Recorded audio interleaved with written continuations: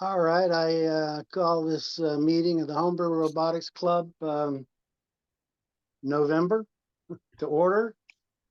I want to thank everybody for being here. I want to thank In Orbit for hosting us there in Silicon Valley. Very excited to have Dr. Peter Zeno doing the presentation here on his educational autonomous mobile robot. Let's get this party started how we normally do with robot news. Is there any robot news out there anyone would like to share?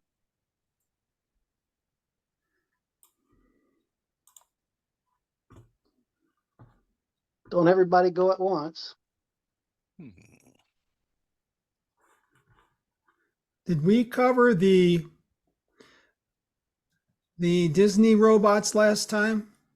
You don't have that link. You don't have that link ready, do you? I think that was at some other meeting.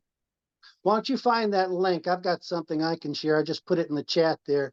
There's this HiFi 3D sensor that's on a Kickstarter. I don't know if I saw it in the mailing list or not. Everybody is on the mailing list, right? Let's see. That's where you get all your robot news. It's a Google group. So here's here's Robot Report talking about this Tangram Vision packs AI and they're calling it HiFi. It's basically 3D camera. I see it gets out to 5 meters, 130 something degree viewing angle, $350. Yeah, 360 view. 2 megapixel. They say that it can replace 2 depth sensors. So now how much would you pay? Anyways, this is the get what do they call it? Kickstarter. Thank you. This is the Kickstarter here. I put this link in the chat. So that's coming down the pike. I think they say they're shipping in April. So yeah, it includes let's see, so you got a depth camera and you've got neural nets and object recognition. The depth gets out to 5 meters. Did I mention that? Yeah, that's not tracking. far. Yeah, well, but 3D camera still, and then they got a raw, it looks like it's coming with RAW node. Looks like it's subscribing to the image raw compressed. Anyway, so that's coming down the pike also. And I posted this on the mailing list. I thought it was interesting. Never give up. Is Amazon's Astro. Where the heck you been, right? So it looks like it's popped back up. They're pitching it now as a guard, which, I mean, you know, it's good work if you can get it. Actually, I think it's pretty smart. They've lined it up with their they've lined it up with their ring business. So they're pitching it to small businesses. Let me get this in the chat. If I can find the chat with this. There it goes. Yeah, so it would monitor the small business, you know, looking for things that are out of place or, you know, people that it didn't recognize coming in, that sort of thing. Steep price point, $2,350. You know, you always start high. You can always go down in price. So that's what's going on with Astro. I think if you just wanted to buy one for like home, they're like $1,600 or something like that. Used to, they had a waiting list for them, but you had to be invited to buy it. And I guess I've got one other piece of robot news, and that's Robo Games. I think we have a question on this end, Kent. Shoot. Okay, this will be a sound check. Can you hear me, Kent? This is Mark. Yes, Mark, I hear you. Mark Johnston, ladies and gentlemen. Is it coming in okay level, or do I have to yell? It's pretty lousy, but it's coming through. Oh, okay, good, good. So my question was on the camera you discussed, you talked about depth. Is it actually some kind of dual camera disparity thing, or is it a true time of flight array of some sort? Or Not is real. it something Yeah, more let's, advanced? yeah, not real sure. You know, Well, I I've can got a post link. it on the forum, I'll look it up. I think it's Yeah, I've got a link. It's Tangram. They've been showing it around. So, you know, double check them. You know, Yeah, just put it it's on getting the a lot of forum. media. Say again? Just put it on the forum, that'll be fine. Will Thank do. you. Will do. Thank you. Thank you, Mark. Good to hear from you. Glad to know you're there. What other robot news this evening? Anything? Oh, did I mention Robo Games? Robo Games is back. They'll be in April 2024, and word is they'll be at the San Jose Convention Center, so that should be interesting. Question's been asked where the heck they're going to have Robo Magellan. Let's see. Robo games. I don't think I've heard of that. You've never heard of Robo Games? It's the Robot Olympics. It's gone on for, Is it? gosh, 15 years, I guess. It's died and resurrected a couple of times, but David Calkins, he says no, but he makes it work. And so it looks like it's coming back in 2024. Yeah, has the best medals. That's the main thing, is to get a medal Oh at yeah. Robo Okay. Games. So yeah. Any other robot news out there? Yeah, I could put a couple. There's some links in the chat now. This is the droids at Disneyland. And I have, yeah, I put one above that and then below that. I don't know who put. That was. Oh, is that Jim? That was Thomas, Jim. you sent those just to me, Thomas. You have to send them to the whole group. Oh shoot! Yeah. Sorry. Yeah, I sent one about that video of the behind the scenes of the droids. I guess I didn't put anything up. Thank you, Jim. Oh yeah, that's the Disney one. Yeah, there was a video that came out with this, and then there was this behind the scenes one. Oh. Oh, we don't hear the audio there. Yeah, that looks like CGI, right? I've got another behind the scenes one. Let me pull that up. This is the behind, or is there another one behind? There's another one. There's a very short one from That's okay. the company That's that made okay. it, I guess. I mean, Thomas, that's okay. We get the idea. all right. Yeah, we don't have to do it now, but people should take a look at this. Use the link. Yeah, that's amazing. There's also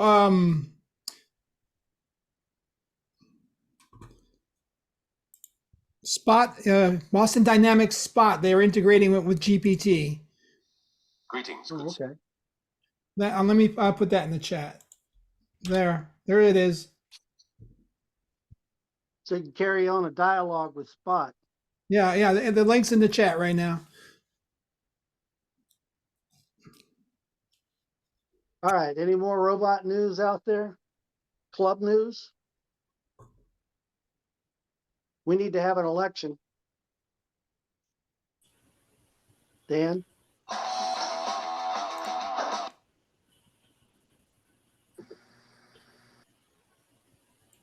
Dan, are you out there in orbit? Every time you say I'm here. What's up? We need to have an election. This is club news. Right. I thought you were doing that, Camp. I'll do that. Let's do that now.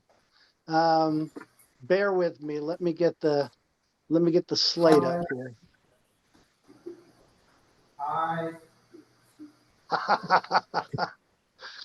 Hang on a second. We got to do this official. So we got some great response from the Cyber Monday HBRC sale on membership.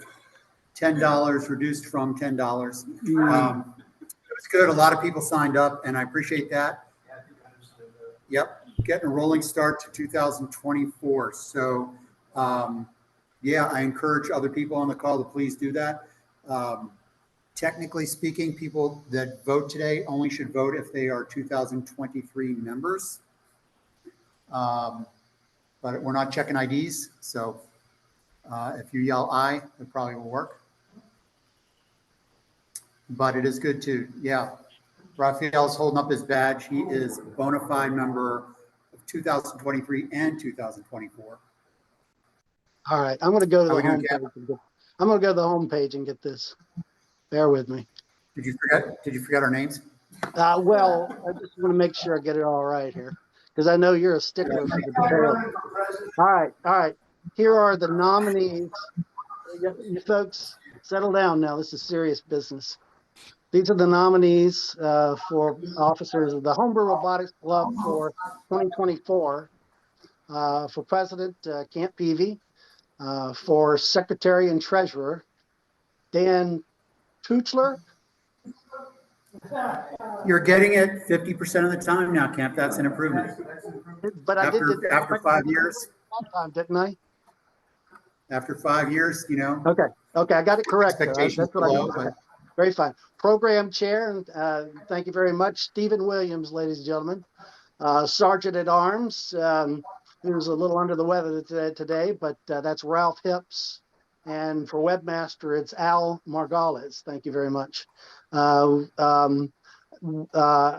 present this slate for officers, HBRC for 2024. Do I have a second? Second. Have a second? All in favor? All in favor, say aye. Aye. Aye. All opposed, say nay. The ayes have it. The officers for 2024. Thank you very much. All right, moving right along. Any more club news this evening? Yes, I have a question. Shoot. As a former officer, I'm still getting the emails when people post on the news group, and I was hoping someone could remove me from that. Okay, so you're probably in as president or sergeant Go of ahead. Go ahead, Mark. Mark wants to comment. HBRC news group. Marco. Chris, so Yes. that's a Bluehost thing, and I will try to work that out. Can you send MJST? Well, I'll try to remember, but I thought I had done that already, but I guess not. Sorry about that. No worries. So you don't want to get emails for which thing? Whenever it requires moderation. It's given me the things that there's a post that requires moderation. But that's the Google Groups. That's the Google Groups. That's not the website. It's not me. No. Never mind. Who owns that? We've got that Thomas and me. It's the Google Groups that we need to go in and make sure your email address is not in there. Okay. Okay, thank you. Yes, thank you, Chris. Okay, so Google Groups. Okay. Any more club news? Okay. What I need help with? Is there any what I need help with? Brief what I need help with. Come on, Mr. Mike. I know you got something.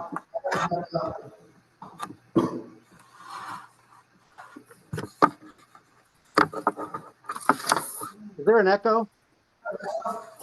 Yes. Let me mute some. I'll mute some people.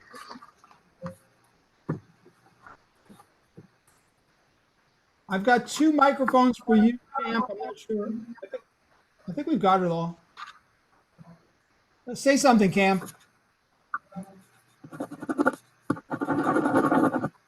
No, he's muted. You muted the wrong one.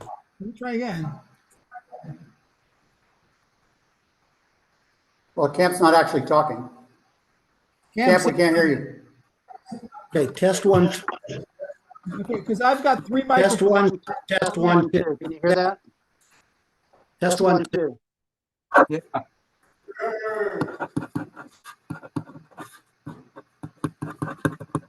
Test 1 2. Test 1 2. Is that okay? Yeah, we hear you. Okay, I apologize. Okay. Is there what I need help with from anyone? Well, I was going to ask, I'm starting a Robo Magellan project, and again, and I guess specifically if you're, does anybody, I mean, I've found some on the internet, but guides for taking an RC car like a Traxxas and modifying it. putting a shelf on it and putting electronics and time, figuring out the PWM and that sort of thing. If there's any online guides other than the ones I've found, if people have their favorite, maybe you could post it to the group. Okay, that's a request for Robo Magellan and RC Cars, and put a post in the chat for that, or in the mailing list. Everybody's on the mailing list. It's a Google group. You can go to our website, hbrobotics.org, and go to the mailing list and be part of our mailing list. It's excellent mailing list. Any more what I need help with? Yeah, I just wanted to put my 2 cents worth in here because I've done this before, Jim, and I found it's much easier to not hack the car, leave the car alone, just hack the controller. Right. And it makes it so much easier. That way you don't have to worry about power on the wheels or anything like that. And that way your controller is controlled by your Pi or your Arduino, and everything's happier. Right. So it's really if you figure out how the remote control what it sends to the car, and you figure that out, and you do the same thing basically. Jonah, Yep, you had a question? Yes, so I am working on a robot. I'm making a desktop robot arm. So, it's just a robot arm that is small enough to fit on a desktop. But one of the design requirements is that the actuator it has a long arm. So the amount of torque that the motor has to put on the arm is a lot. However, I could opt out for a stronger motor, but I have been tasked with designing a better design for my robot arm by minimizing the amount of torque in one direction. Pose your question in the mailing list. Jonah, when you get a chance, go to the homebrerobotics.org website. Mhm. And are you already on the mailing? You're on our mailing list. What am I saying? Yeah. Frame up your question on the mailing list and let folks reply to it there. Okay. Okay. Very fine. Any more what I need help with? I got a quick question. Has anybody used the Python pyfirmata library and had any good luck with it? Because I seem to have a problem with it resetting servo motors without coding it. It just What library is that? pyfirmata for What's it supposed operating a Arduino. Yeah, it's in the chat. I use pyfirmata a lot for Big Orange, and have been recently had to develop some stuff and merge in some code. Apparently pyfirmata is kind of old on the internet. There's like a whole newer libraries, but I'm still using that, and it's the easiest way to really do some sort of Arduino stuff across a serial port from your PC to the Arduino, and have a client server essentially, so you can control servos from Python code on a big operating system. And anyway, but I have it working with multiple servos. You have to, I forget if there was any, I think the standard firmata running on the Arduino. Standard firmata is the thing that runs on Arduino, and pyfirmata is the Python that runs on your PC. And they talk to each other over the serial port. So I'm having trouble with running servo motors.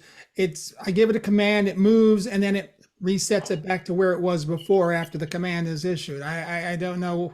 It shouldn't be doing that. yeah, it should. Post it to the mailing list, Thomas. All Yeah, right. Or I'll talk to Jim. Thanks, Jim. There you go. Talk to Jim Yeah. about it. Okay. What else? What else this evening? Any more what I need helps with?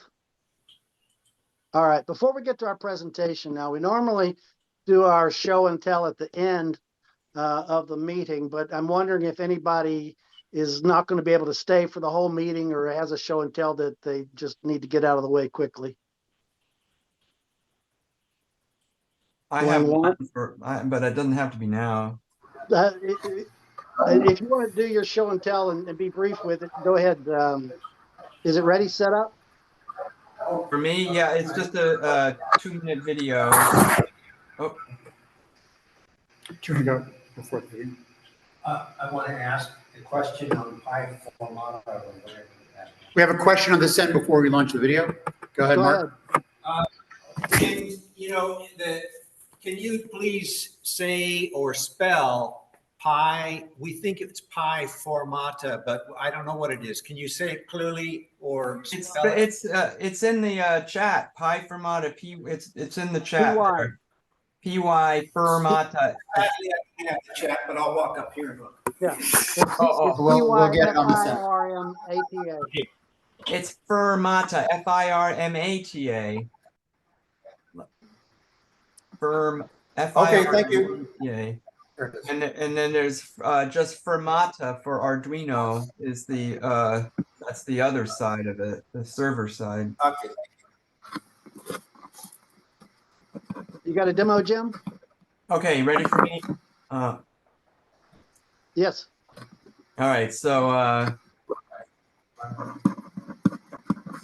oh, hold on. Did I share the so this I have to share the sound. I forgot.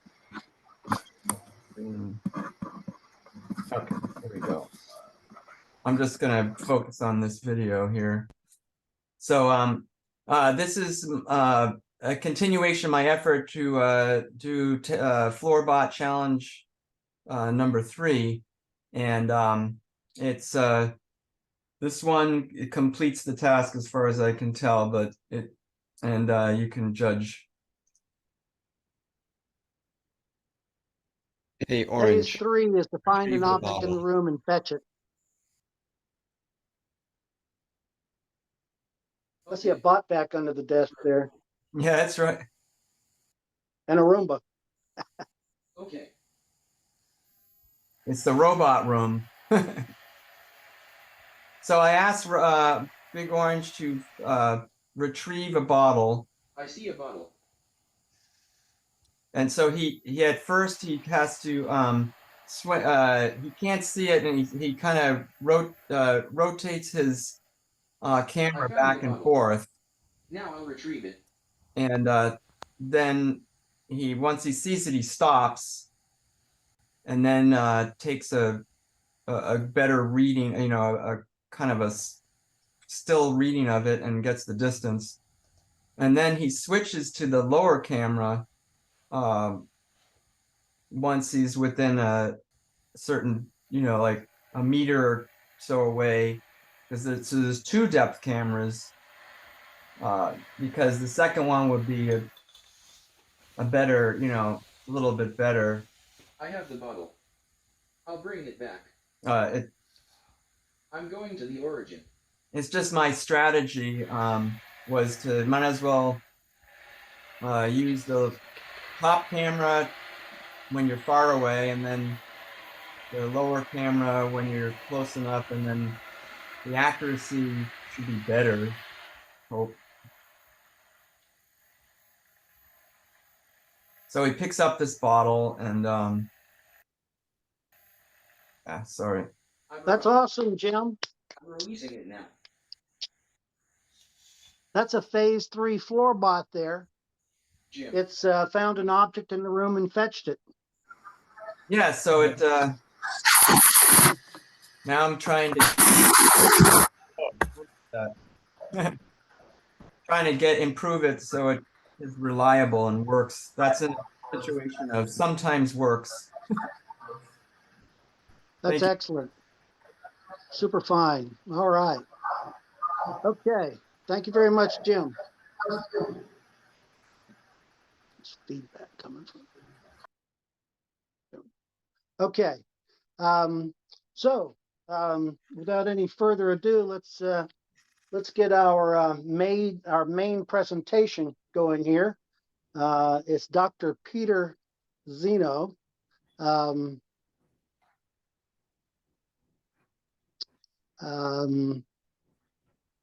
with me. Dr. Zeno's Edu AMR, that's Autonomous Mobile Robot. Dr. Peter Zeno's worked in industry as electronic engineer the past 30 years, worked for the Department of Defense, electronics, F1, F-18, aircraft, radar systems, and avionics. He's been in the simulation loop, worked several U.S. defense contractors, Raytheon, Lockheed Martin. Drive the 23s at maximum power, but oh, I got something else running. Hello, Stephen. So currently, Dr. Zeno's he's working on a robotic startup company called Zeno Robotics, and he's offering a ROS-based autonomous mobile robot platform. So without any further ado, welcome Dr. Peter Zeno. Okay, great. So I guess I need to share here. We're having a little bit of trouble here in Mount Dew.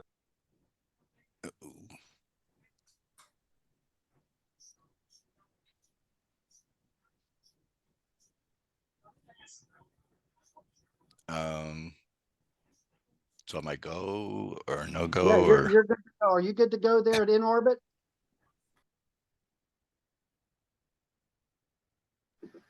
We're good on this end.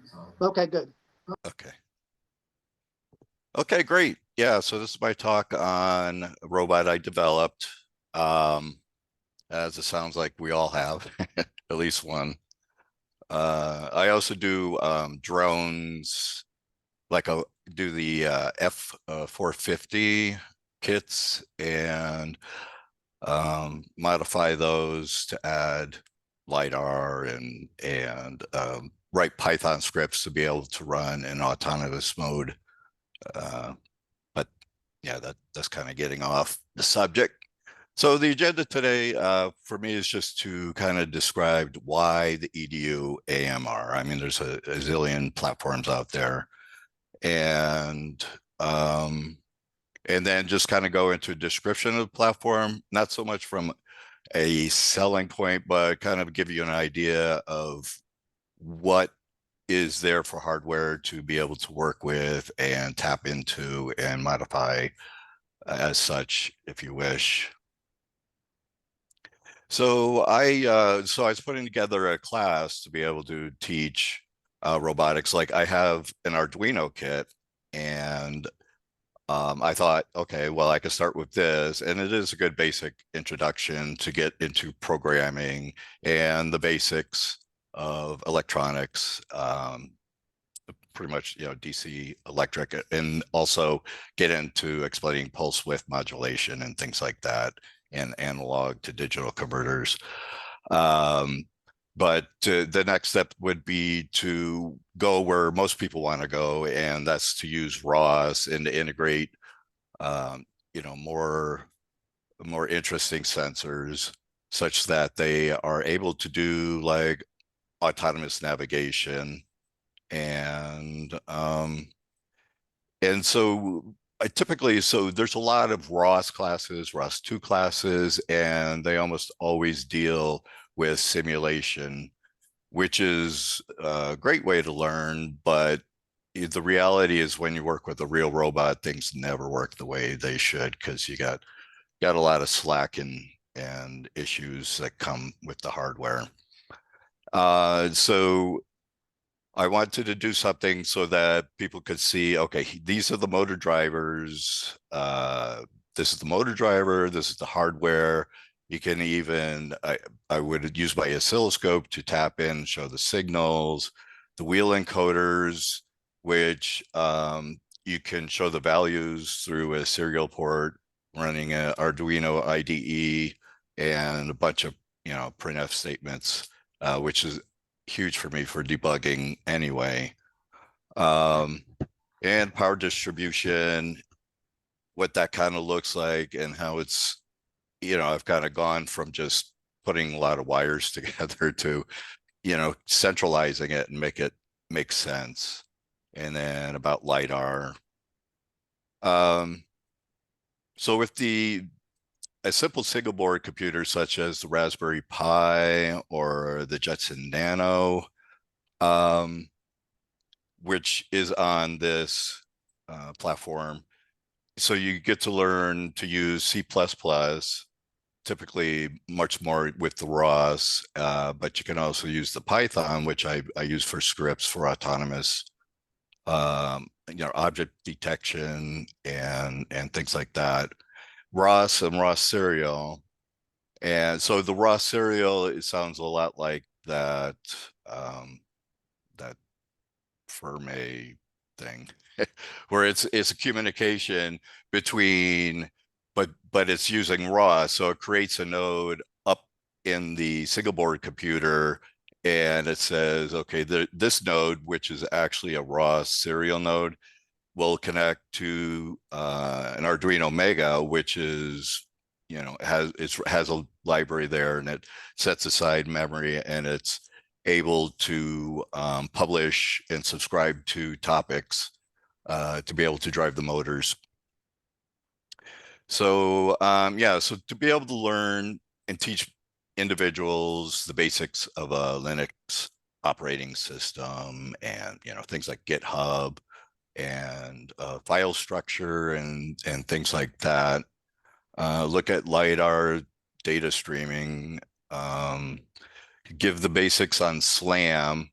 So when I did my PhD, it was more of a narrow science. So I was looking at the specialized cells in a human brain or a mammalian brain, or even insects have them, to be able to have, like, they have place cells that fire when you're in a certain place, and grid cells and head direction cells and stuff like that. And so all those kind of concepts of what happens in biological creatures is an interesting melting pot of, kind of explaining the concepts of, say, a SLAM, and how you would put, even though SLAM uses a lot of statistics and, filters and such like that, but it's similar also in the brain, where you're putting, you get a recognition either from olfactory or, smell or visual, and that all kind of comes down to your hippocampus, which then takes that information and creates a cognitive map, which is similar to way robots work. So so there's a lot of open, so I have an Arduino, and I'll show it later, but there's like a lot of open space to add a lot more sensors and functionality and things like that, and use the GPIO pins that are on the single board computer. The camera, you can play with OpenCV and Just so we're clear, your Arduino's talking to the Raspberry Pi, right? yes. Yep. So I actually throw a switch.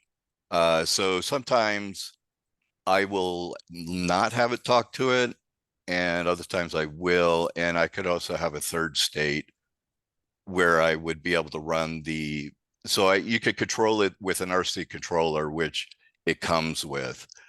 So you can drive it forward, backward, left, right, if you want to do that for the mapping, rather doing the keyboard through ROS. Or you can do the keyboard, and so yeah, and then also you're learning all about the robot terminology. So it's just kind of a platform to be able to learn about at least mobile robotics, not factory type robotics and arms and Jacobian matrices and such. But so it could be easily modified. And I think that's kind of essential, because a lot of the robots that you see that you spend $800, $1,000, a couple $1,000 for, you don't have that ability to easily get in to the sensors and maybe check them out, modify them, maybe replace them. Maybe you don't like your 6050 IMU and you want to go with, you know, a 9-axis with a magnetometer on there or whatever.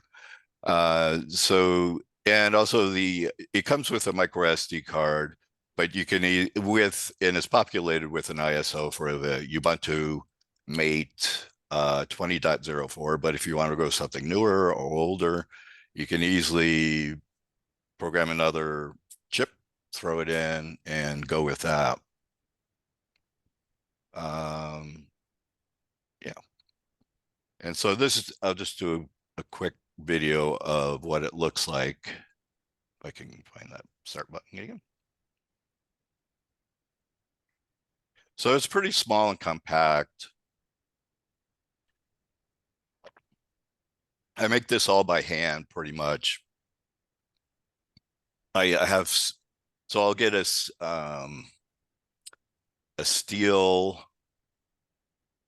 piece of steel and cut that out as a 26 gauge, and that's my base. And so I use metal shears for that. And then I have the plastic, the acrylic that I cut myself and drill, you know, all the holes and such. So, and I put a vinyl cover on that. So this is being controlled by the RC controller right now. And I actually wrote a PD, it started out a PID. And so you can see there's also shows the voltage of the battery. So you know when it's starting to get down to kind of wrap things up. You know, I think that's pretty helpful. And then you have the Raspberry Pi camera there. So, so this one is a screenshot. So I'm remotely logged in to the robot. And so you can see I have Arduino installed on it. And this is the code that comes with the computer. And so it's pretty interesting that you're able to, I mean, I broke it up into a common with the different pins and the interface and the main code and the PD algorithm. So I'm starting a Hector SLAM here, and I started the RP LiDAR. So when you're starting up the system like camp, you can't have the RP LiDAR hooked in to the USB. Otherwise, I think it draws too much current and it won't boot. So I found that.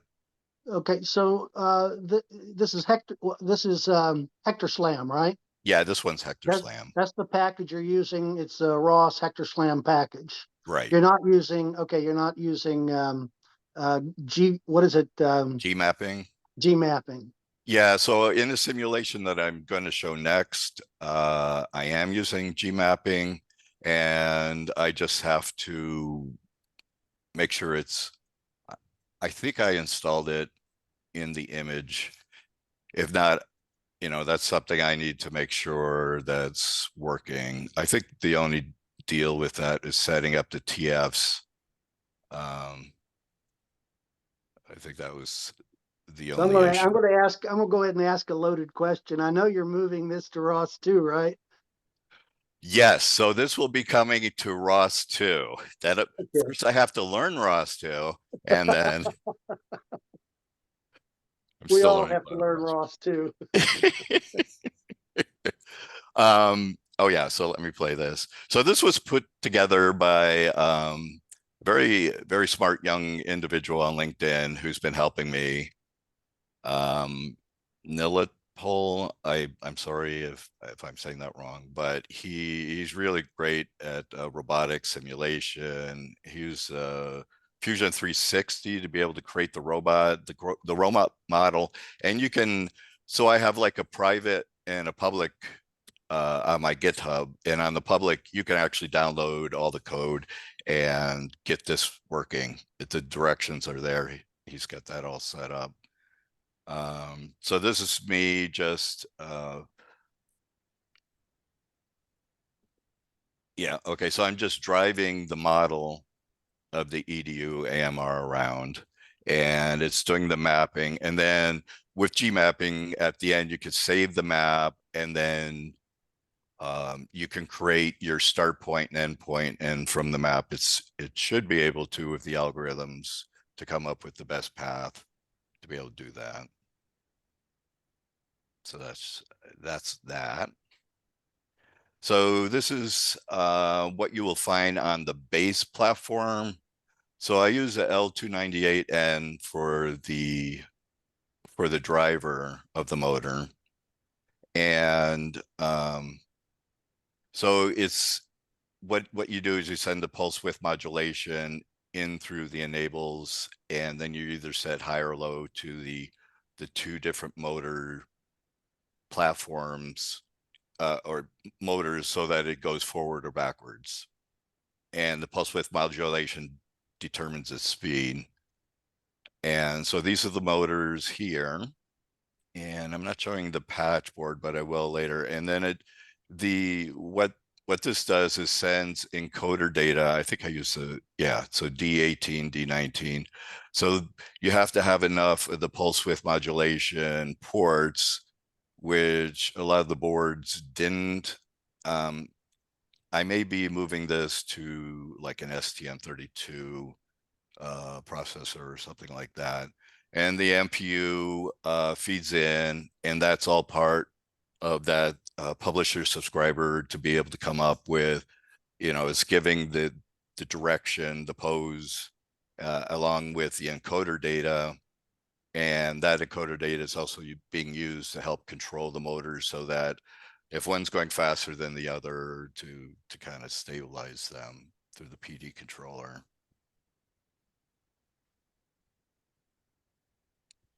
And so this is a patch board I put together. I really need to make a PCB because I'm going kind of crazy. This is like 2 millimeter pitch between these pins.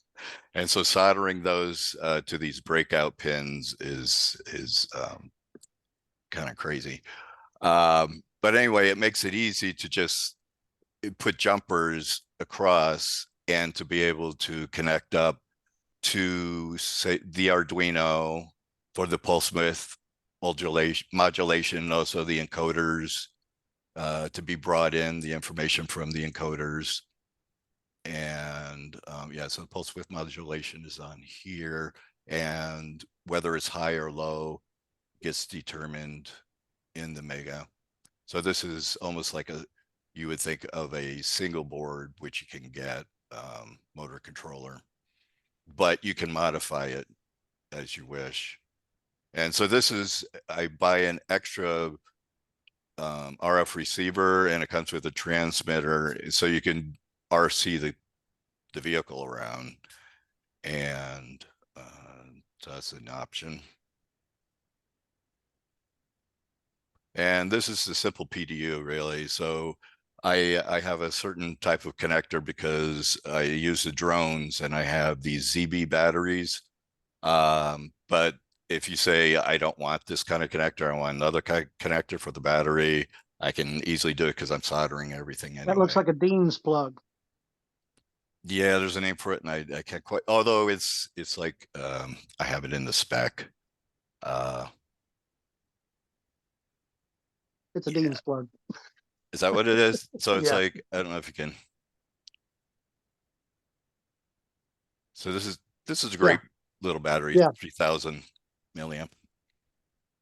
And that'll last a long time. That actually works really well. So I got a voltmeter and the power switch. And so this one steps down the voltage to 5 volts so that I can feed it to the Arduino power. And this would be a different connector if I go with the Jetson Nano. I have those connectors too. They're pretty simple. And this is the schematic of the breakout board that I need. So why do you need the 5 volts for the Arduino power? Your Mega can take 12 volt easily. Oh, the RPi? For the Pi, yes, you would need 5 volts, but for the Arduino, you don't. Right, for the Arduino, I just feed in. Well, actually, for the Arduino, I connect it to the USB port of the Raspberry Pi. So I use that that barrel connector, and I just plug it in. So it gets the power straight through there. And also gets the serial communication from the Raspberry Pi.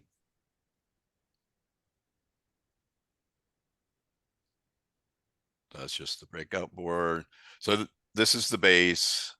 You know, I cut it. I put a vinyl cover over it, and you know, drill the holes before I put the vinyl cover. And so this is just it being assembled with the motors. And so this is underneath is where the battery sits. And so I have a shelf that I make. And this would be the layout on the first. This is the on and off power switch. And I put an LED into that to show, you know, whether it's on or not. And so Jonah has a question. Sure. He says he's got Dean's plugs on his battery connectors, but the wires are too big. What's your advice? Yeah, so I have yeah, that's an issue. So that's why I solder everything. So I have to actually bring it down to smaller wires. I have to solder on. Those are made for RC cars, and they're very high current. Yeah, this isn't high current, so I don't have to worry about burning anything out.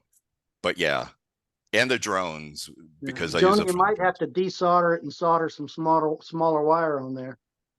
Yeah. As long as you're not driving too much amperage, because you don't want to burn out your wires. So this is just the spacers that I use for the vinyl covers or the vinyl shelves. This first shelf I put, this would be the Jetson or the RPi, which I use here. And then I've moved the MPU here, and this is the RF receiver. So there's plenty of room on that. And then so I use the RP LiDAR A1, and so measure out the holes, connect it up, and then I also have a it's kind of a frame, and yet it has a connector so that you can easily just, you know, with two-sided tape, I put that on the center, not shown here.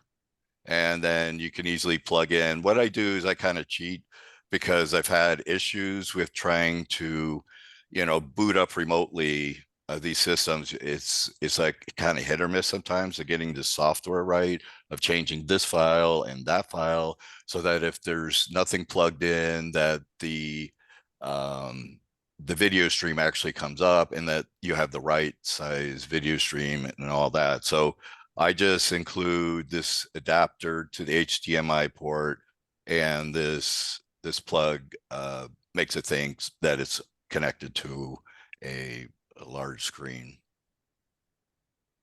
And then this is what it looks like after it gets packaged up. So yeah, so you could check out, I added a second option on the product page, but you just go to xenorobotics.com, and you can see there's more specs on the specific hardware that is on, you know, what's there for the Raspberry Pi, that it's a 4 gigabyte, and that's a 64 gigabyte micro SD, and the frequencies they run at, and all that other stuff.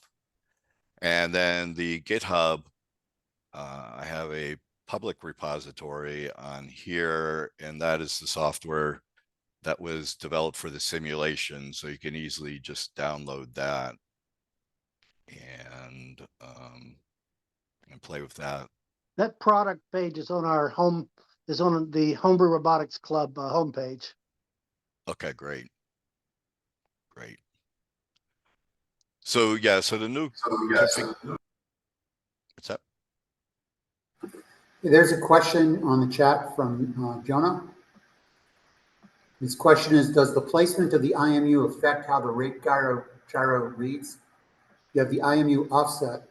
Oh, it just went away. Yeah, so the IMU offset would be important, but right now all that's being used is the rotational. So the gyro rotation, so it really, it doesn't matter, I don't believe, where it's sitting. It's just, it's rotating and it knows how many, it figures out how many degrees, it spits out how many degrees. And I take what it was, it keeps sampling it in the Arduino code. And so I keep, it's actually really, really pretty good accurately. It's pretty accurate, I think. From what I've seen.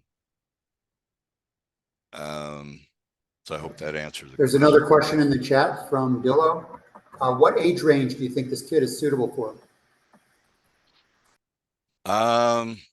Yeah, so actually if you're just doing the base, I was thinking about offering just the base, but then you can also get like these $30, remote control, or not remote control. I don't think they have an RC control, but like this, you'd be able to put together a card. Then you have ones with line following that are a few bucks more. With this is something you can certainly grow with. You can just say, okay, well, I'm just going to use the base layer where it's the Arduino and the motor driver, and you can maybe put one more shelf on and put the RC and learn that before you get into the ROS. And What then age, what age do you think it's appropriate for? So I don't know, kids are getting smarter these days. I'll say 12 and up.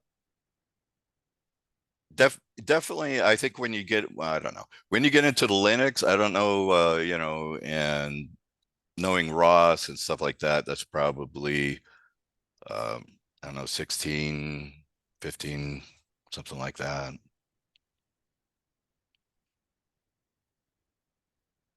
So yeah, so I added a Jetson Nano option. And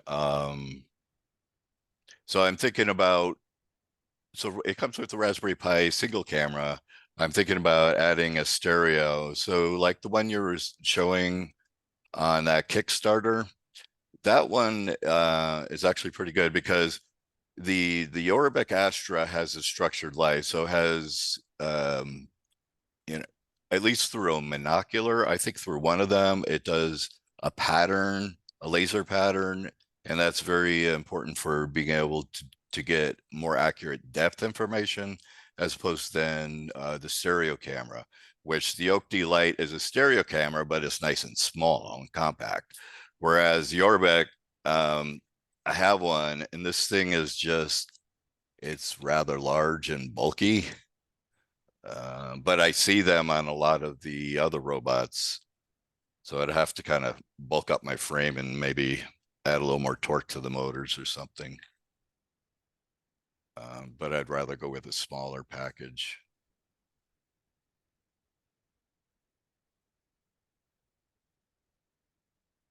So that's pretty much it. Thank you very much. Thank you. Thank you very much for having me. So Question. yeah, you have any questions? Thank you. Somebody's clapping robot.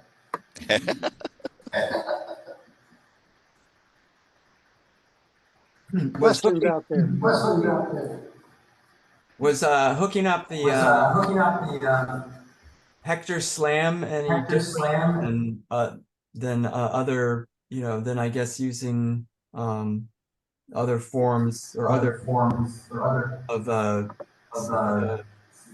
pathfinding and ROS. Yeah, so Hector Slam doesn't use an IMU.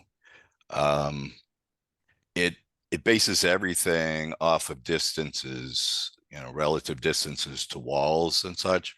But the thing you run into, well, I've run into with a lot of different, even the RealSense cameras, running RTAB map and things like that. If you rotate a little too fast, it loses it. And it's the same with Hector. You got to turn very slow, or especially I think with Hector, because it doesn't have an IMU. And so that gets, yeah. Whereas the replacement in Ross would be just like nav2, using the full nav2 stack is that covers. Does that, I mean, that In covers Ross, you this. would use Slam Toolbox in Ross too. Oh, Slam Toolbox. Okay, yeah, nav2 I've heard of. But how does that relate to nav2? nav2 is the full navigation, right? Slam Toolbox he's using Hector Slam, does the mapping and the localization. Does it use AMCL for the localization, Peter? I don't recall, because I typically don't use it, but it's easy to get up and running to demonstrate. That's a good question. I mean, I would have to just look. What was your question, Jim? I'd have to look through the package. I was just asking how nav2. I thought nav2 has like Slam in it. He's using Move Base. He's using Ross 1. Right, So I'm using Ross 1. Base, which basically guides your robot to the goal, versus nav2, which has plugins and so forth, so that you can have behaviors along the way. But I mean, you needed in Ross 1, you needed move base and the Slam. The Hector Slam. Yes, so that is needed for doing your getting from point A to point B. That's what the move base is used for. And so that's path planning. Yeah, the Hector path Slam planning does the mapping. Right. Yeah, the Hector Slam more of the mapping. So in Ross 2, the equivalent is nav2 and the Slam Toolbox and nav2 and the nav2 stack. BT Navigator's the thing that drives the robot around. BT Navigator, okay. Yeah, Behavior Tree Navigator. Oh, okay. So I need to catch up with you guys to get to Ross too. Well, that's analogous to move base. Okay. Yeah. And Slam Toolbox is analogous to G mapping, but you're using Hector Slam for mapping, not G mapping. Okay. Right. I'll have to read up. You and me both. So, Peter, is there any other framework besides Ross? I'm always looking for other frameworks.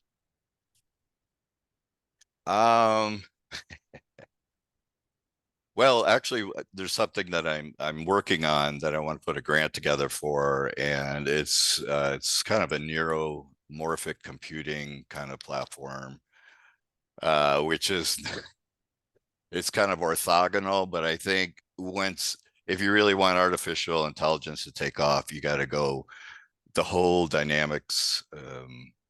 It has to change because there's only so much you can do, I think. Very exciting.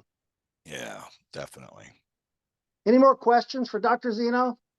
Yeah, Alan, how easy would it be to add like a 2-axis arm so you could actually do some fetching and object manipulation? Yeah, so that's a good question.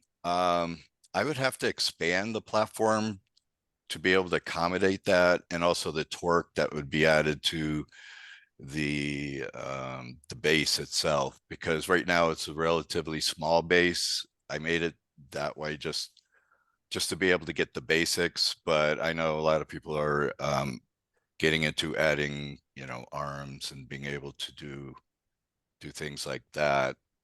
So it would definitely need a little bit more width and length to be able to take any kind of torque at this point, and also to accommodate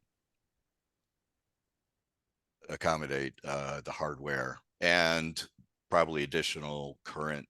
I mean, I know, like someone was I think it was Jonah was talking about the torque, or the increased torque. And yeah, I mean, wow, you can really, you could work algorithms that work constraints so that you don't go past certain limits, and that's probably very important to have set. So not like a backhoe that tries to lift something heavy and flips over. Or, you know, just burns out whatever amplifier you have for the motors. Any other questions? I see one more in the chat from Jonah. Let me just read it. Correct me if I'm wrong, but the rate gyro can still work if it is compensated for by modeling it, right?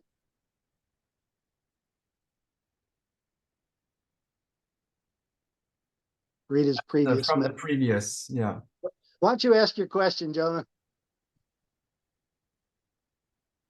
The rate gyro can still be compensated for. Yeah, you can always compensate it.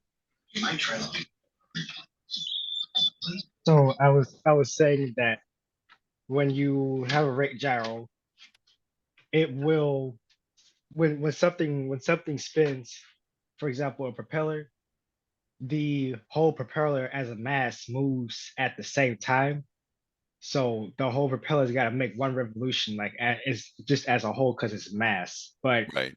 the tip of the propeller travels more distance compared to the root, and it has to still revolve around in the same amount of time as the root, so it has to travel more distance at the tip. This is why Yeah, but the angular velocity never changes.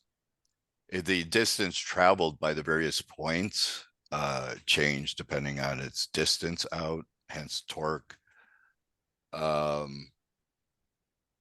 the angular speed is the same.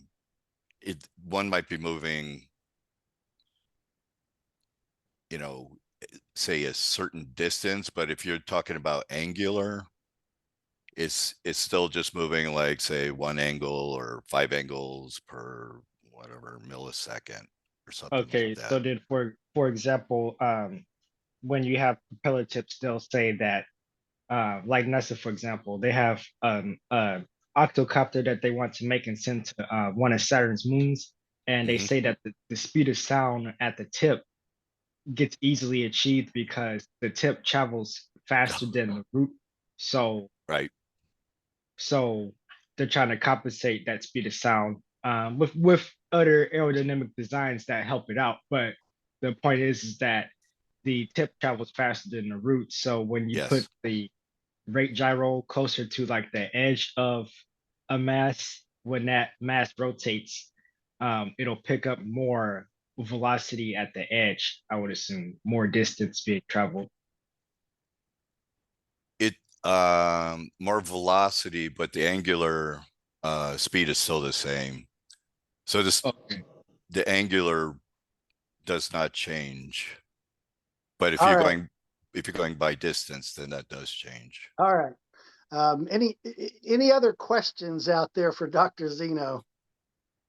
I want to thank you for giving your presentation. I'll put a link to the Edu AMR in the chat there. Okay, thank you. Looks like a great kit, and I'm looking forward to it. Thank you very much, Peter. Okay, thank you. Thank you for having me. That's great. All right. So we've moved the show and tell to the end of the meeting. Is there any show and tell out there this evening? I have a show and tell. All right, go for it, Thomas. But you probably knew I did. You want to spotlight me? Yes, let me try that. Maybe I can do it myself. Yes, I can spotlight myself. Look at that. Cool. You're spotlighted. So this is my robot. He's got 3 servos motors in him and 1 in the head. This is a augmentation that I did myself, and 1 in each shoulder. That looks like a Robo Sapien. It's a Robo Sapien Junior, one of the toys they sold way back when. The only thing it did was move along. It had little motors on the bottom. That's it. It said a few things. So I wanted something to demonstrate this. I've been using GPT-3 a lot, and voice recognition with Google, and voice speech generation, text to speech, and I've got it all working together. It's buggy as all heck. Can you see the code properly, or is it backwards? Backwards. We're looking at the Mini Sapien and your screen in the background. It's Is the text on the backwards. screen backwards? Let me see if I can Yes. turn it around. Hold on. Yes. Let me see it because I want to use the screen. Video settings. Seeing as how I can't read either way. It's too.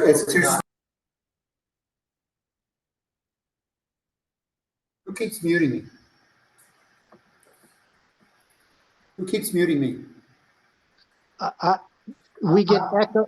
There's echo when the talks. All right, let me mute everyone's muted except for you, Camp, and me. All right, so can you see the screen? Give me a thumbs up if you can see the screen, if you can read the screen. I can see the screen. Okay. No, it's backwards, but it doesn't matter. It's too small anyway, they said. Oh, it's backwards now again? I thought I switched it. It didn't change. You're not going to be able to read the screen anyway. It's kind of too small and blown out bright or something. Yeah, go ahead and do your demo. Is it viewable now or still not? We can see the screen, but it's not readable. Now, let me see if I can blow it up. I don't. You're basically going to give it voice commands, and the robot's going to move right through Chat GPT, right? Exactly. Okay, I don't think we need to see the screen per se, but go I want ahead. to show you the code, but all right, let's just go on. All right, so I'm going to run it, and I'm using pyfirmata, like I said before. So let's run it.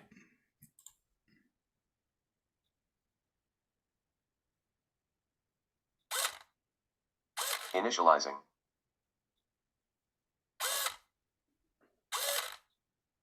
Raise your right arm. Okay. 10-179. Lower your right arm. Okay. 10-5. How are you? Okay. As a robot interface, I don't have feelings or emotions, but I am here to assist you. How can I help you today? Never mind. And that's it. That's the demo. It works. It's buggy. That's awesome. That's awesome. That's really Thomas. cool. That But is really cool. Here's the upshot of the whole thing.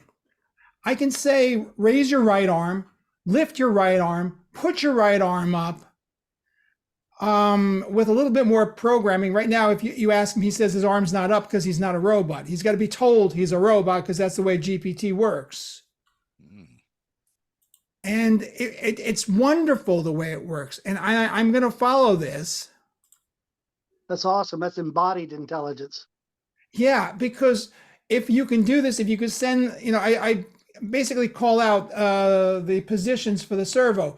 But if you can do a feedback loop with video, you may not have to. GPT, is pretty smart and can probably do that. But this is the beginning. That's all. That's really cool. I didn't know you Excellent, could Thomas. do that. Yeah, good job. Very awesome. Do we have another show and tell this evening?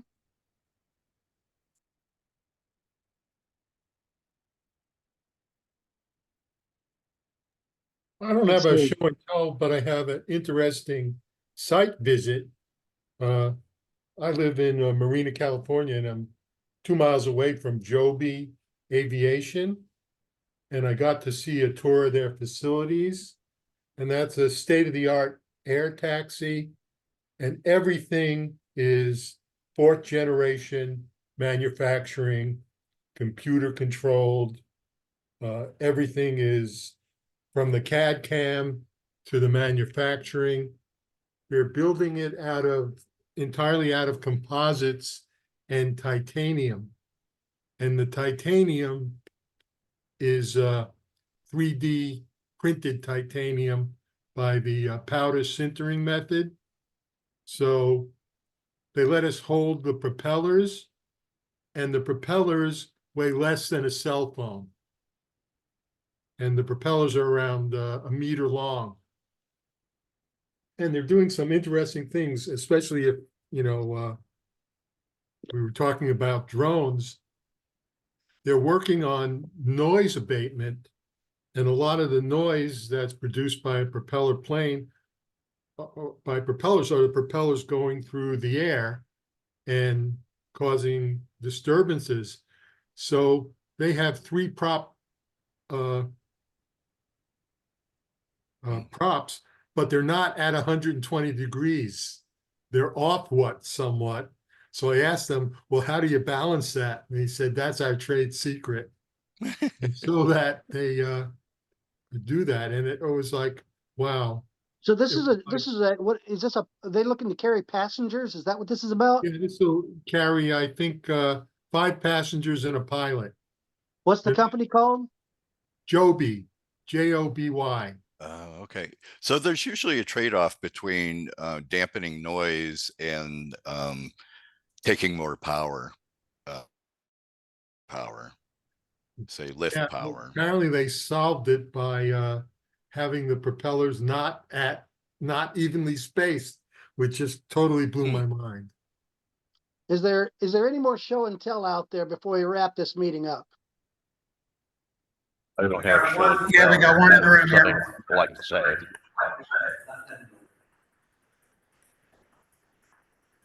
Okay. Can you hear me? Yes. Okay, Mark had a comment to make. And we'll I was just going to make a quick comment here. So I've made a little 3D printed stand that attaches to these magnetic. Oh, that turned out pretty nice. I can see it actually. There's a magnetic sensor on here called the MT6701, and then there's a you see the little magnet in the middle? That's attached to a brushless motor. So you get about 360 degrees rough or alignment. These were made popular recently for some knobs that had haptic feedback and all that. But this is just for actually using the brushless motor to turn around, and then you put a drive on this end here and seeing where your encoder is there. It's really just an alternative for low resolution over a classic, quadrature encoder type solution. Anyway, it mounts with a couple of holes on the bottom, and then you can mount it on your chassis and have rotating out to the side off of the 3-phase motor. Just a little cute little thing that I'm going to incorporate it hopefully by the next time we get around to talking and all that. Do you have the STL files on your website or something? I have the STL files for anybody who's interested, but it would only be of value if you were interested in using the MT6701 little encoder boards that you get, and wanted to. You can play around. I have open SCAD files are more useful, because then you could do this same thing with longer feet or a larger diameter, whatever, to match your motors. It's just a way to hold the magnet over the encoder. Really is the only added value here. Very interesting. Thank you, Mark. You could also space out the posts and. That's my point. I've got it all parameterized. Yeah. So you could say, oh, I want the distance to be this far, and I want it to be covering a larger area for the screw holes. So I would say OpenSCAD is more valuable than sharing the STLs, because the STLs would only be scalable in a direct, way. So, excellent. Cool. Any more show and tell this evening? Those are cute little motors. I bought. All right, I'm going to close the meeting. I'm going to close something the I'd like to now. say, Cam. Oh, go ahead. Got a second? Go ahead. I've been trying to get a job over at Disneyland, and I got through the first interview, and the second interview is next Thursday. So cross fingers, I to see if I can get in. Good luck with that. Be sound department, electronic technician business. Good luck with that. All right. Let's go ahead and close this meeting. Thomas, go ahead and turn off the recording.